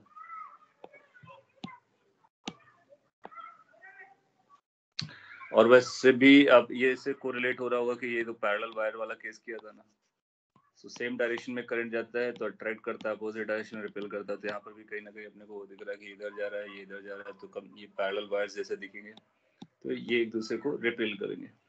अब पॉइंट इज कि जहां पर हम और भी कॉम्प्लिकेशंस आएंगे तब भी हम इस तरह से कंपेयर करके बता सकते हैं। ऐसा उसने कई बार पूछा है कि वो एक दो बार उसने ऐसा पूछा कि एक लूप था यहाँ पे फिक्स कर दिया, एक बार मैग्नेट ऊपर से आ रहा था, तो बताइए कि इसके एक्सेलरेशन पे क्या फर्क पड़ा होगा। तो इसके एक्सेलरेशन पे क्या फर्क पड़ेगा, पहले तो जी से आ रहा था, अब अगर ये इसने अट्रैक्ट किया जी से बढ़ गया होगा, रिपेल किया तो जी से कम हो गया होगा। तो इस तरह के क्वेश्चंस आ चुके हैं एग्जाम में और एक्सपेक्टेड है कि आगे भी आएंगे। तो अपने को प्रिपेयर रहना है कि we can switch from one to another. और एक बार अपने को ये समझ में आया कि डाइपोल मोमेंट ये चल रहा है, तो फिर हम इसके बारे में फोर्स और भी बारे में बात कर सकते हैं। तो अगर अपने पास एक बार मैग्नेट है इन external magnetic field, how it behaves, let's say जो एक्सटर्नल मैग्नेटिक फील्ड है वो यूनिफॉर्म है, देन यू विल फाइंड कि उस पे लगने वाला फोर्स जीरो आएगा, उस पे लगने वाला torque that's going to be mu cross, वहां पर म्यू लिखते थे, यहाँ पर एम लिख देंगे, M cross B. How much potential energy is going to carry, minus M dot B. So bar magnet के पे लगने वाला फोर्स, उसका रोटेशन टॉर्क कितना आएगा वो बता सकते हैं, और उस पे कितना एनर्जी स्टोर्ड है वो बता सकते हैं, अगर बार मैग्नेट किसी मैग्नेटिक फील्ड पे प्रेजेंट है जो कि यूनिफॉर्म है. Exactly similar the way we had for a coil. कई बार आपसे मैग्नेटिक फील्ड पूछना स्टार्ट करेगा कि बार मैग्नेट की वजह से मैग्नेटिक फील्ड क्या है वो बताइए. सो उसको भी हम लोग इलेक्ट्रोस्टैटिक से रिकॉल कर सकते हैं. लिट्स अपने पास बोलता है कि ये बार मैग्नेट है, नॉर्थ है, साउथ है, और कोई पॉइंट आपसे चूज करके बोलेगा कि ये लाइन लिट से इधर जा रही है. सो any point, if a point is chosen, maybe like here or somewhere, let me use this thing. एक पॉइंट यहाँ पे कहीं चूज किया गया, P पॉइंट और A पॉइंट, जो कि R डिस्टेंस पर है, थीटा एंगल पर. तो ये बेसिकली हमारे लिए एक M वेक्टर है, just like P we used to have in electrostatic. So इसके जो मैग्नेटिक फील्ड के कंपोनेंट्स आते हैं, we can borrow the formula from electrostatic. एक इस डायरेक्शन में आएगा, एक इस डायरेक्शन में आएगा, and that is called B radial component. This is going to be known as B theta component. और B R का जो एक्सप्रेशन रहता है is going to be like K, जो कि mu naught upon 4 pi होता है, into 2P cos theta divided by R cube. P की जगह आपने किससे रिप्लेस कर दिया, M से रिप्लेस कर दिया, तो ये BR निकल के आ जाता है. Then what about B theta? K, which is mu naught upon 4 pi, P, which is M sin theta divided by R cube. हालांकि अपने सिलेबस में मैग्नेटिक पोटेंशियल वगैरह नहीं है, इसलिए हम लोग पोटेंशियल डिफाइन नहीं करते. इलेक्ट्रोस्टैटिक में पोटेंशियल भी डिफाइन किया था, और आगे चल के ग्रेजुएशन में देखोगे अपने को पोटेंशियल भी डिफाइन करना होता है. तो पोटेंशियल अगर हम डिफाइन करेंगे तो पोटेंशियल का फॉर्मूला जो इलेक्ट्रोस्टैटिक में लिया था, K P cos theta upon R square, उसको के को ये लिख करके, पी को एम लिख करके, cos theta upon R square लिख करके बता सकते हैं. देन आफ्टर आपसे पूछ सकते हैं कि लाइक इसका मैग्नेटिक फील्ड रिजल्टेंट कहाँ पर जाएगा, तो आप बोलोगे रिजल्टेंट यहाँ कहीं जा रहा होगा, तो ये थीटा बताइए, अल्फा बताइए, थीटा तो वहाँ पे यूज किया है. सो वी विल से कि जो tan अल्फा आएगा that is going to be b theta divide by b r components, दोनों को डिवाइड कर देंगे, देन यू विल रियलाइज कि हाफ tan थीटा के बराबर आ जाता है. और रिजल्टेंट मैग्नीट्यूड भी अगर आपको याद करना हो तो आप ऐसे याद कर सकते हो, म्यू नॉट अपॉन 4 पाई, जो कि k होता है, m बाहर आता है, r क्यूब आउटसाइड आता है, under root 1 plus 3 cos square theta बन जाता है. Similar formula and we can remember them. So bar magnet की वजह से, एक किसी बार मैग्नेट की वजह से किसी भी पॉइंट पर कितना फील्ड जा रहा है वो हम बता सकते हैं बाय टेकिंग द कंपोनेंट्स. और अगर ये बार मैग्नेट किसी मैग्नेटिक फील्ड में प्रेजेंट है तो इसके साथ क्या फोर्स, टॉर्क और एनर्जी आने वाली है वो भी बता सकते हैं. सो इसका मैकेनिक्स वाला वर्जन भी कर सकते हैं और मैग्नेटिज्म वाला वर्जन भी कर सकते हैं. सो ये आपका बार मैग्नेट और उसके फील्ड्स, उस पर लगने वाले फोर्स, टॉर्क, उसका relation with the coil extremely important है. इसके बाद इसी में से ये पूछता है कि लाइक इसके कुछ इंस्ट्रूमेंट्स बना के रखते हैं, वो इंस्ट्रूमेंट कैसे वर्क कर रहे होते हैं, मैग्नेटिक इंस्ट्रूमेंट्स जो कि बहुत पॉपुलर हैं. And before we go to those instrument, एक और स्टोरी समझनी होती है जियो मैग्नेटिज्म के बारे में.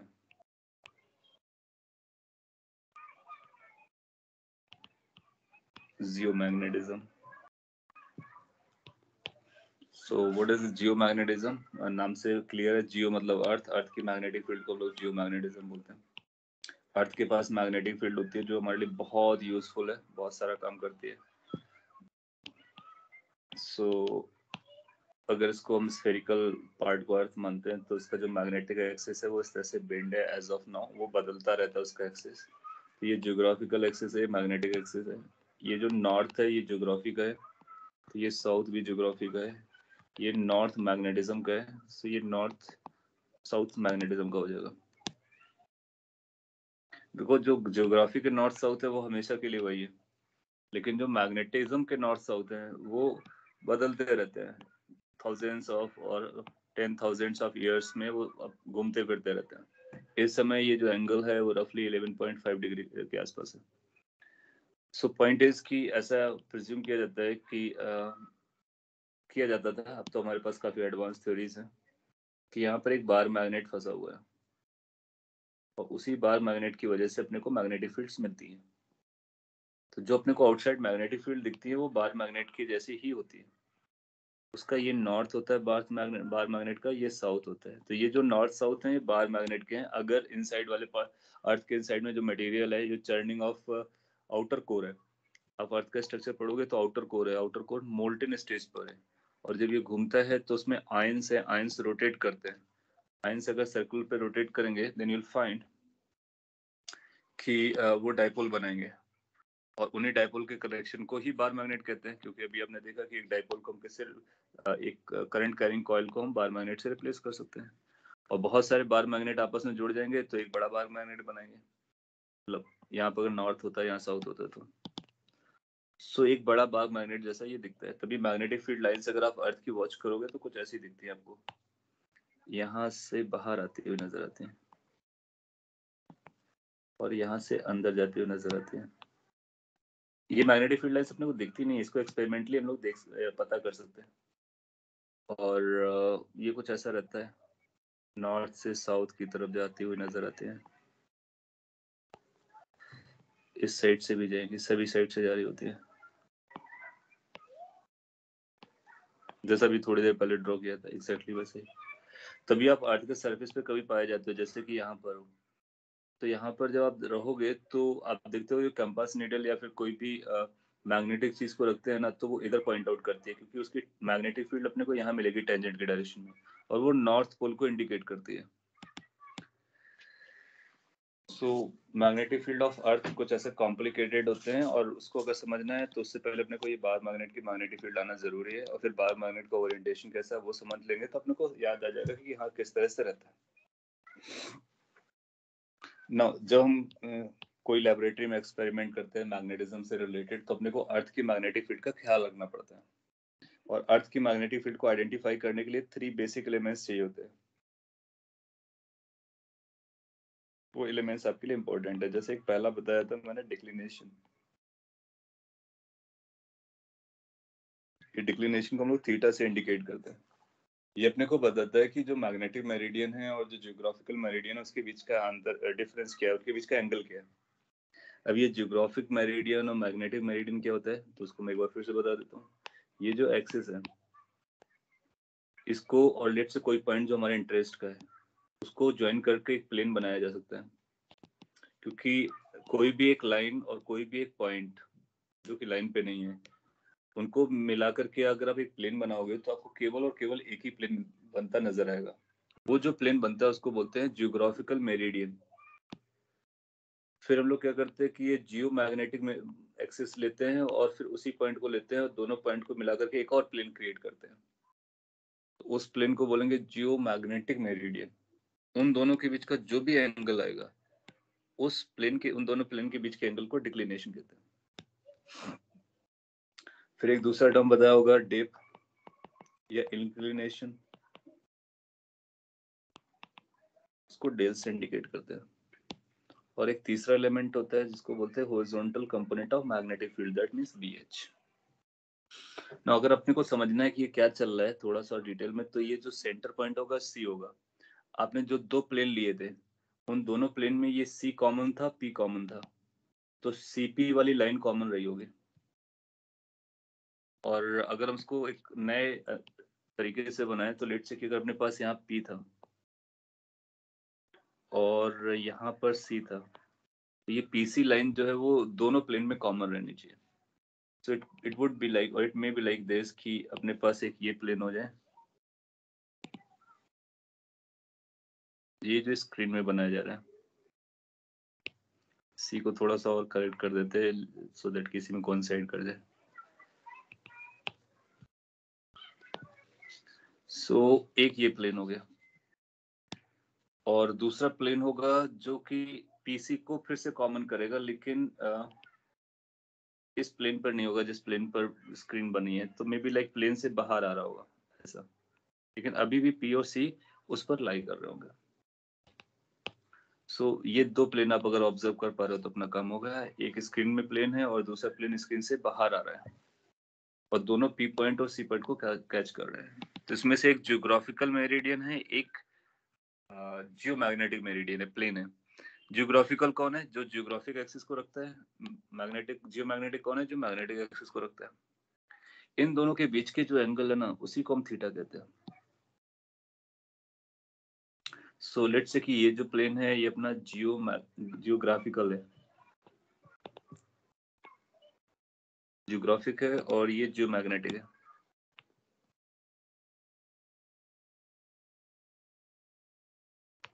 सो आपसे अगर इतना पूछेगा what is the declination, then you say that it's angle between the two planes, one containing geographic axis in the point, another containing geomagnetic axis in the point, या फिर geographic meridian और geomagnetic meridian।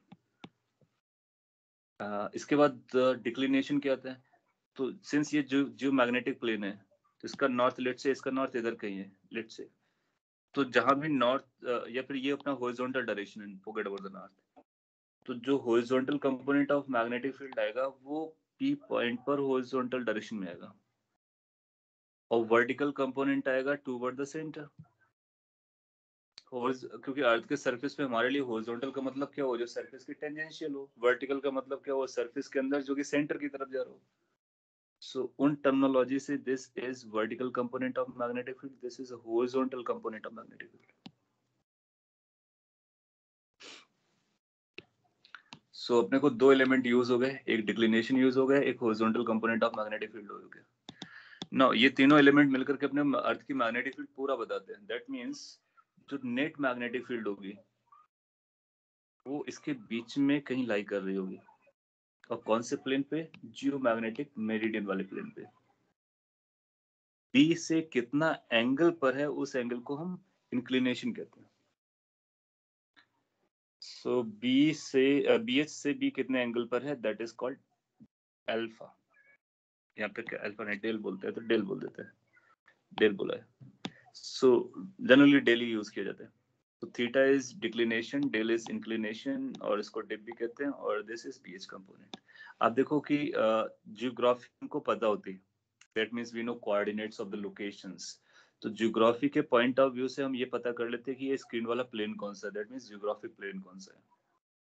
फिर हमको theta बताया जाता है, तो जैसे अपने को थीटा बताया जाएगा तो हम जियोमैग्नेटिक प्लेन पर आ जाते हैं। फिर हम जियोमैग्नेटिक प्लेन में जाने के बाद उसके हॉरिजॉन्टल डायरेक्शन से ये डेल एंगल अंदर जाते हैं सेंटर की तरफ। तो जो डायरेक्शन मिलती है वो मैग्नेटिक फील्ड की डायरेक्शन मिलती है, एक्चुअल मैग्नेटिक फील्ड की। So this is the total magnetic field due to earth on its surface. P point is on the surface.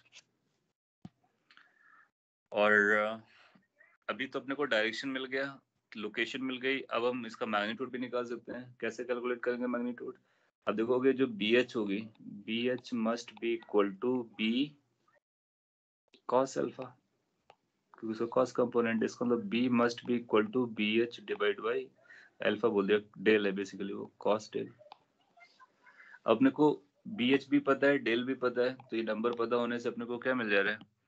B पता चल जा रहा है, और इसका मतलब टोटल मैग्नेटिक फील्ड का मैग्नीट्यूड भी मिल गया। वर्टिकल भी निकालना हो तो वो भी मिल जाएगा। कैसे निकालेंगे वर्टिकल? वर्टिकल के लिए बोलोगे 10 डेल लगा दो, 10 del is going to be B V divide by B H.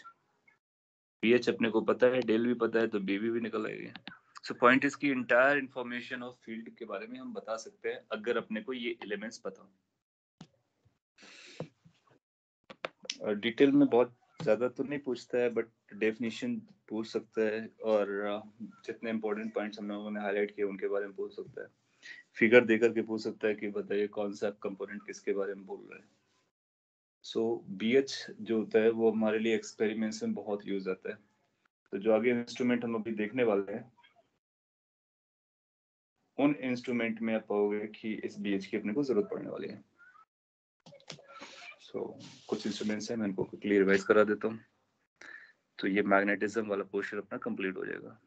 तो इसके बाद मैटर प्रॉपर्टीज बचेंगी, उनको वॉच करके। नो इंस्ट्रूमेंट्स में आप देखोगे कि कौन कौन से इंस्ट्रूमेंट्स हैं, तो मैं यहाँ पे लिख देता हूँ इंस्ट्रूमेंट्स, मैग्नेटिक इंस्ट्रूमेंट्स। पहला अगर सिंपल वाली बात करें तो एक होता है टेंजेंट गैल्वेनोमीटर।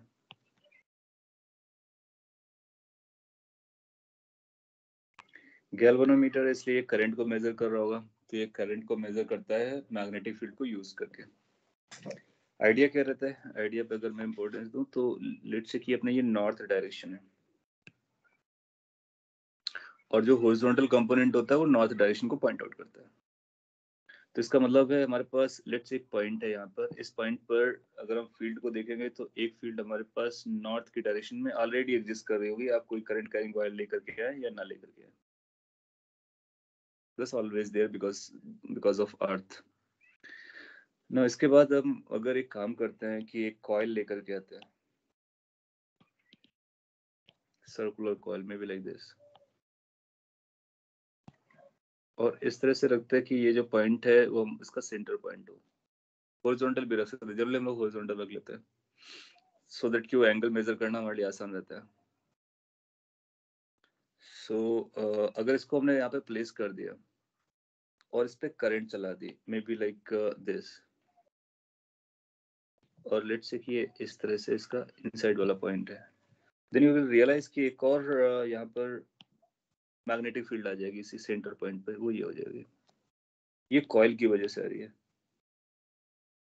कॉइल में करंट क्या है ये अपने को पता करना है, दस फॉर यूज इस किसी भी कॉइल पे कितना करंट जा रहा है उसको मेजर करने के लिए यूज करते हैं generally.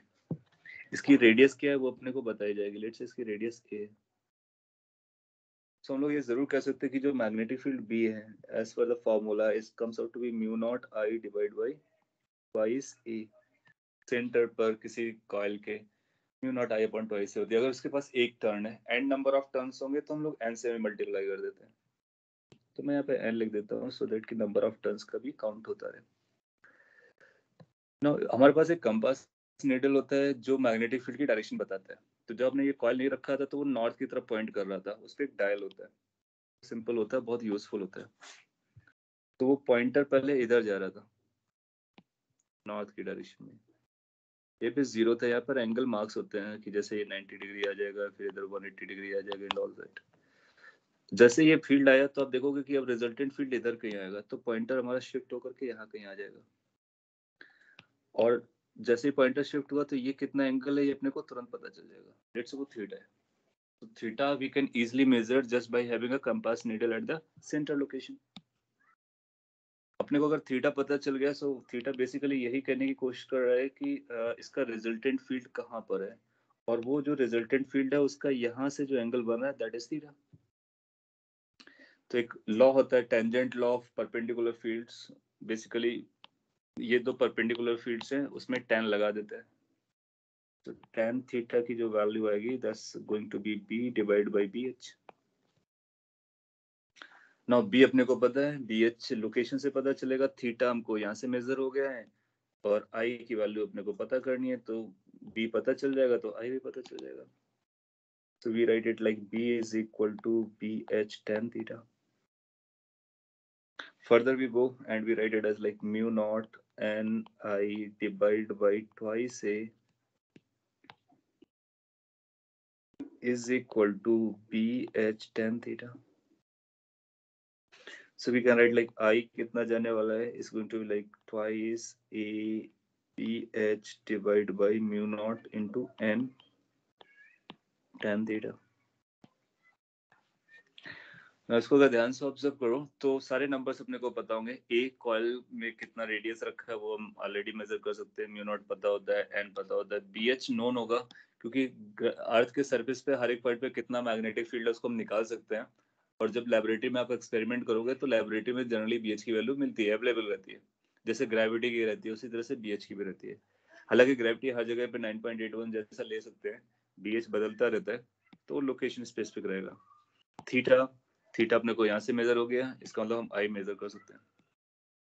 Most of the time क्या होता है कॉइल हमारी फिक्स रहती है, करंट मेजर करना होता है तो ये नंबर हमारे लिए फिक्स हो जाएगा। थीटा बदलेगा करंट बदलेगा, थीटा के बदलने से करंट कैसे बदलता है यहाँ से पता कर सकते हैं। So this is how this tangent galvanometer work.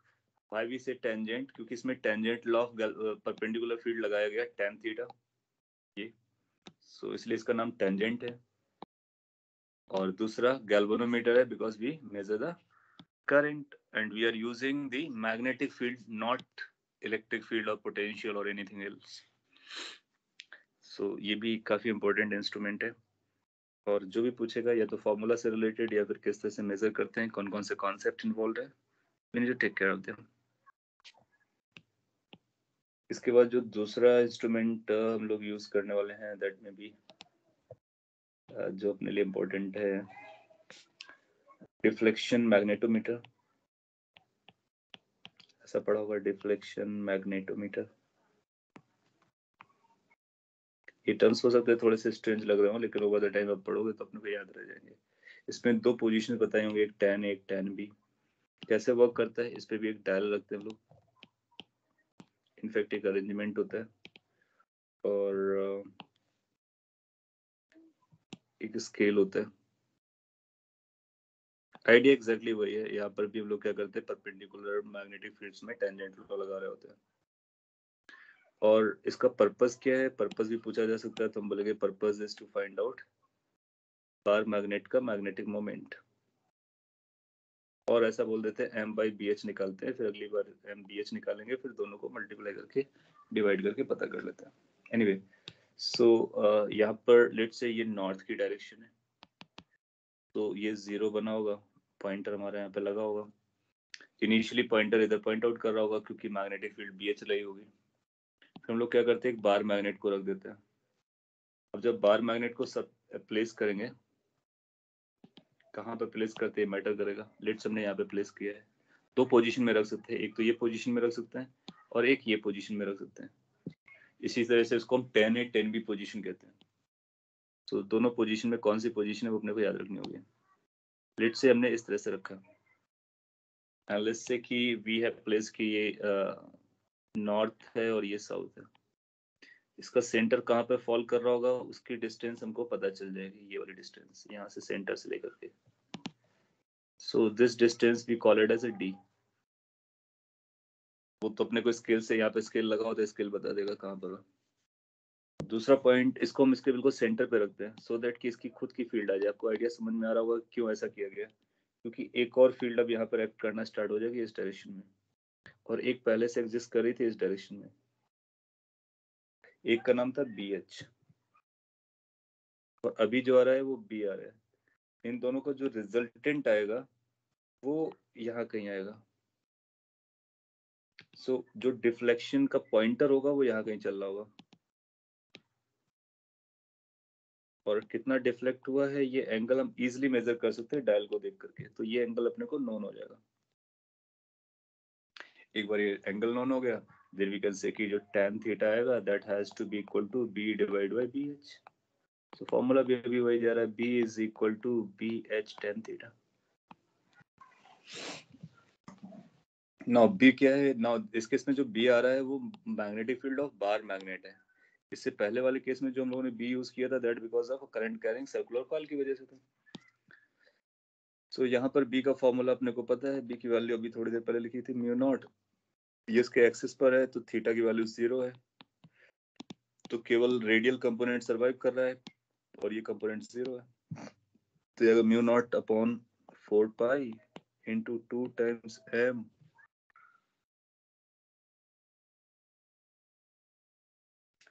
2 time M cos theta में cos 0 आएगा तो खत्म हो जाएगा, डिवाइड बाई DQ। इसको यहाँ पे सब्स्टिट्यूट कर देंगे। जैसे आप इसको सब्स्टिट्यूट करते हैं then you will get like mu naught upon 4 pi into 2M divide by DQ is equal to BH tan theta. Further simplify करते हैं, so we will get like M/BH। that's the purpose of using this कि M/BH calculate करते तो BH को यहाँ लेकर के आ जाओ, बाकी उधर लेके जाओ। so that becomes D cube tan theta divided by constants जो नीचे आएगा वो कांस्टेंट होगा like 2 times mu naught upon 4 पाई, और DQ उधर चला गया, 2 टाइम्स ये इधर चला गया, अपना आंसर हो गया। अब देखो M/BH अपने को निकालना होता है, क्या अपने को D मेजर हो जाएगा, बिल्कुल एक्सपेरिमेंट में मेजर हो जाएगा। थीटा इमीडिएटली मेजर हो रहा है, ये नंबर अपने को पता है तो M/BH अपने को पता चल जाएगा। जनरली इसको कंपेयर करने में यूज करते हैं। एक बार मैग्नेट रखा M1, दूसरा रखा M2, एक के साथ आया θ1, एक के साथ आया θ2, एक को D1 पे रखा, दूसरे को D2 पे रखा। कंपेयर करके बता सकते हैं कौन सा बार मैग्नेट स्ट्रॉन्ग है, कौन सा नहीं है। क्योंकि आपको बार मैग्नेट पता हो तो देख करके नहीं बता सकते कौन सा स्ट्रॉन्ग है, इसे कंपेयर कर सकते हैं। ये मैंने 10A पोजीशन बताया, इसका एक दूसरा वर्जन है 10B पोजीशन, उसको भी वॉच कर लेंगे तो उस पर 2 नहीं आएगा, बाकी सारा एग्जैक्टली वही आ जाएगा, क्योंकि यहाँ पे 2 फैक्टर नहीं रहता है परपेंडिकुलर केस में। सो ये डिफ्लेक्शन मैग्नेटोमीटर है, कैसे वर्क करता है, परपेंडिकुलर फील्ड्स को यूवी यूज करता है और टेंजेंट लॉ पे बेस्ड है। इट विल टेक 3-4 मिनट्स, हम लोग बाकी 2 कवर कर लेते हैं, 2-3 जो बचे हुए। नेक्स्ट है कुछ ऐसा बताया होगा, वाइब्रेशन और वाइब्रेशनल मैग्नेटोमीटर। इसका पर्पस होता है कि हम M into BH को पता करें कैसे फंक्शन करता है। ये भी एग्जाम में कई बार अपीयर हुआ है। So we need to remember कि अपने को एक बार मैग्नेट लेना होता है कुछ ऐसा, और सिंस बार मैग्नेट है तो 3D में देखोगे तो आपको कुछ ऐसा नजर आएगा।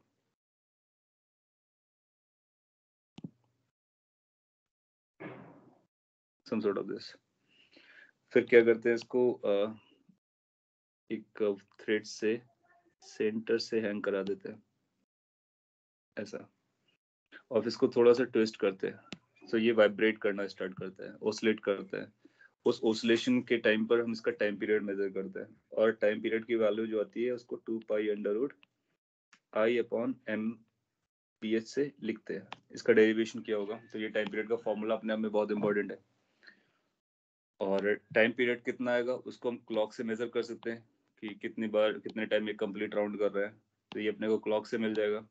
2π अपने को पता रहता है। Moment of inertia, I is a moment of inertia, इसमें वो डायमेंशन देगा। लेट से ये डायमेंशन, इसको हम मेजर कर सकते हैं, ये भी मेजर कर सकते हैं, ये भी मेजर कर सकते हैं। तो जो मोमेंट ऑफ इनर्शिया है वो आता है मास इनटू a स्क्वायर। अब देखो ये प्लेट है ऐसा वाला, इसको हम लोग पहले पढ़ चुके हैं कि कितना आएगा इसका मोमेंट ऑफ इनर्शिया क्यूबॉइड का। तो ये C डायमेंशन मैटर नहीं करेगी, A और B मैटर करेगा। So that's going to be mass a square plus b square by 12. So यहाँ से I पता चल गया, T पता चल गया, तो इसको सॉल्व करके क्या हम ये बता सकते हैं M into BH की वैल्यू कितनी आएगी? बिल्कुल बता सकते हैं, ये इसका पर्पस है।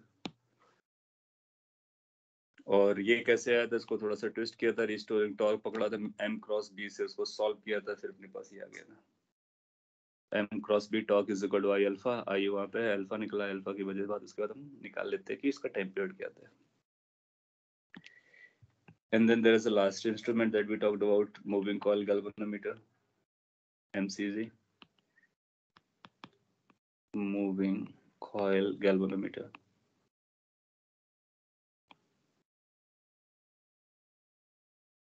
ये जो मूविंग कॉइल गैल्वेनोमीटर है, इसका कंस्ट्रक्शन कुछ ऐसा रहता है कि हम बार मैग्नेट्स लेते हैं, बार मैग्नेट को इस तरह से कट करवा देते हैं। तो ये लेट से नॉर्थ पोल है, एक साउथ पोल वाला भी लेके आते हैं। इसका साउथ इधर होगा, इसका नॉर्थ इधर होगा। इन बिटवीन एक सॉफ्ट आयरन का शाफ्ट रखते हैं, उस पर वायरिंग होती है ऐसा। ये जो दिखाया गया सर्कुलर, ये सिलेंडर है बेसिकली, शाफ्ट है, रॉड, और ये कुछ ऐसा जा रहा होगा आगे ऐसा, और इस पे करंट्स को रन कराते हैं। ये इस पे वायर को रैप किया रहता है। Then after what you do, you have a pointer fixed at its center, maybe like this, and then there is a scale, ऊपर एक स्केल रहता है। ये इसका नल पॉइंट रहा होगा, यहाँ पर मार्किंग रहती है जस्ट टू मेजर कि वो कितना एंगल तक जा रहा है। और साथ ही साथ यहाँ पे स्प्रिंग से एक तरफ टाई करके रखते हैं। मतलब अगर ये शाफ्ट है आपकी, अगर मैं अलग से बना दूं रफ, तो एक तरफ स्प्रिंग से ऐसा टाई करके इस तरह से बांध देते हैं, और इस पे वायरिंग ऐसा ऊपर ऊपर वायरिंग था। तो अगर ये ऐसा रोटेट करेगा तो स्प्रिंग जो है ट्विस्ट करेगी। So that's the all overall story. इसके बाद क्या करते हैं, ये ऐसा कट इसलिए करते हैं सो दैट की जो मैग्नेटिक फील्ड है वो ऑलमोस्ट अपने को रेडियली मिल जाए। और ये जो रैप करंट कैरिंग वायर है उसकी वजह से अपने को एक बार ये म्यू मिलेगा। म्यू की वैल्यू आएगी NIA। और मैग्नेटिक फील्ड रहेगा किसका, बार मैग्नेट का। इसकी वजह से फिर टॉर्क लगेगा। तो टॉर्क ऑफ मैग्नेटिक फील्ड आता है mu into B into mu cross B होता है तो इंटू साइन थीटा आना चाहिए, जहाँ पे थीटा इसको रेडियली बना करके इसके पैरेलल आता है। तो थीटा की वैल्यू अपने को 90 डिग्री मिलती है। लाइक इसके पैरेलल अगर आएगा तो म्यू की डायरेक्शन इसके परपेंडिकुलर होती है, तो थीटा की वैल्यू अपने को रफली 90 डिग्री लेनी होती है। तो ये बन जाएगा म्यू की जगह हम लोग वैल्यू रख सकते हैं, so that becomes NIA into B. ये टॉर्क लगेगा मैग्नेटिक फील्ड की वजह से, जिससे मैग्नेटिक फील्ड इसको इस पॉइंटर को इधर ले जाने की कोशिश करेगा। तो जब ये ऐसा घूमेगा तो फिर इसमें रिस्टोरिंग टॉर्क लगने लगेगा। तो वो जो काउंटर बैलेंसिंग वाला टॉर्क होगा वो ट्विस्टिंग वाला टॉर्क होगा, उसको K थीटा लिख सकते हैं। और इक्विलिब्रियम में ये दोनों आपस में बैलेंस हो जाएंगे। थीटा क्या होगा, थीटा ये एंगल होगा। सो यू विल फाइंड कि K थीटा की जो वैल्यू आ रही है वो NIAB के बराबर आ रही है। अब अगर अपने को यहाँ से करंट पता करना हो तो हम लोग पता कर सकते हैं K theta divide by NAB। You see कि लैबोरेटरी में सारा कुछ मिल जाएगा। जो अपने पास स्प्रिंग था उसका K पता होगा, थीटा ये पॉइंटर कितना घुमा है वो थीटा वहां से पता चल जाएगा। N नंबर ऑफ कॉइल्स कितनी लगाई आपने इसमें वो आप खुद ही काउंट कर सकते हो। एरिया ये कॉइल्स का एक ये डायमीटर बनेगा और लेंथ होगा, डायमीटर इनटू लेंथ करके एरिया निकल आएगा कॉइल का। बी बार मैग्नेट की कितनी मैग्नेटिक फील्ड्स आ रही हैं उसको पता कर सकते हैं। तो यहाँ से अपने को करंट मिल जाता है, इसलिए इसका नाम है गैल्वेनोमीटर। मूविंग कॉइल, बिकॉज ये जो कॉइल है वो मूव कर रही होती है, इसलिए इसका नाम मूविंग कॉइल गैल्वेनोमीटर होता है। जनरली थीटा अपॉन आई पकड़ते हैं। इसकी वैल्यू अगर आप निकालना चाहोगे थीटा अपॉन आई की, तो ये बनेगा NAB डिवाइड बाई K। इसको करंट सेंसिटिविटी बोलते हैं। करंट सेंसिटिविटी मतलब करंट में अगर यूनिट मोड से चेंज करते हैं तो थीटा में कितना चेंज आएगा उसको हम current sensitivity, that means current के चेंज करने से हमारा थीटा कैसे चेंज हो रहा है वो पता कर लेते हैं। अगर करंट सेंसिटिविटी ज्यादा है दैट मीन्स सेम अमाउंट की करंट चेंज करने से थीटा ज्यादा मिलेगा, जिसकी करंट सेंसिटिविटी ज्यादा होगी। सो ये 4 इंस्ट्रूमेंट्स जो हम लोगों ने अभी पढ़े, इनमें से कोई भी आपके लिए एग्जाम में आपको मिल सकता है और सब मैग्नेटिक फील्ड पर डिपेंडेंट है, चाहे वो मूविंग कॉइल गैल्वेनोमीटर हो और ये बाकी सारे तो अर्थ की मैग्नेटिक फील्ड पर डिपेंडेंट है। इसके साथ अपना मैग्नेटिक फील्ड वाले जो पॉइंट्स थे वो कवर हो गए। अभी आपका टाइम हो गया इसलिए हम लोग आगे नहीं बढ़ेंगे। और नेक्स्ट क्लास में हम लोग इसका जो प्रॉपर्टी मटेरियल है EMI और AC को कवर कर देंगे। और इसके बाद एक क्लास और लेनी पड़ेगी सो दैट कि आपके शीट्स के डाउट्स हो जाएं टेस्ट से पहले। होपफुली आपको समझ में आया होगा, और नहीं तो आप इसको एक बार रिवाइज कर लो। डाउट रहता है तो आप जरूर पूछेगा। Okay, so should we wind up for the day? So okay, thank sir you. हाँ बोले, कुछ बोलना क्या? सर एक इलेक्ट्रोस्टैटिक्स का डाउट था कि